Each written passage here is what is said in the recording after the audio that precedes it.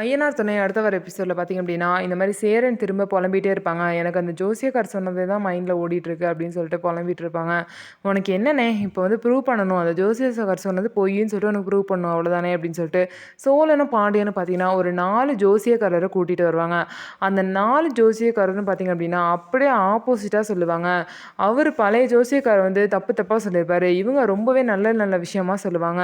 நீங்கள் அப்படியே உங்களுக்கு பணமாக கொட்ட போகுது, இந்த ஜாதகக்காரருக்கு பார்த்தீங்கன்னா 2026 கல்யாணம் நடக்கும், கல்யாணம் நடக்கலைன்னா என் காதையை அறுத்துக்கிறேன் அப்படின்லாம் சொல்லிட்டு அந்த ஜோசியக்கார் சொல்லுவார். அது மட்டும் இல்லாமல் பெரிய வீடு 4 வீடு கூட கட்டுற அளவுக்கு இவர் வருவார் அப்படின்னு சொல்லிட்டு பார்த்தீங்கன்னா சேரனோட ஜாதகத்தை பற்றி சொல்கிறாங்க. இதெல்லாம் கேட்டுட்டு பார்த்தீங்க அப்படின்னா இப்போ தான் எனக்கு நிம்மதியாக இருக்குது. அவர் ஒன்று சொன்னார், ஆனால் இவங்க 4 பேர் வேறு விதமாக சொல்கிறாங்க. இப்போ தான் வந்து அவர் சொன்னது பொய் அப்படின்னு சொல்லிட்டு எனக்கு வந்து மனசு திருப்தியாக இருக்குன்னு சொல்லிட்டு சேரனுக்கு சந்தோஷம் வரும். சோழன் இப்படி ஒரு விஷயத்த பண்ணதை நினச்சி பார்த்தீங்கன்னா நிலா வந்து சோழனை பாராட்டுவாங்க. ஸோ நம்ம வீடியோ உங்களுக்கு பிடிச்சிருந்தா நம்ம வீடியோவை லைக் பண்ணிக்கோங்க. மறக்காமல் நம்மளோட சேனலை சப்ஸ்கிரைப் பண்ணிவிட்டு பாருங்கள்.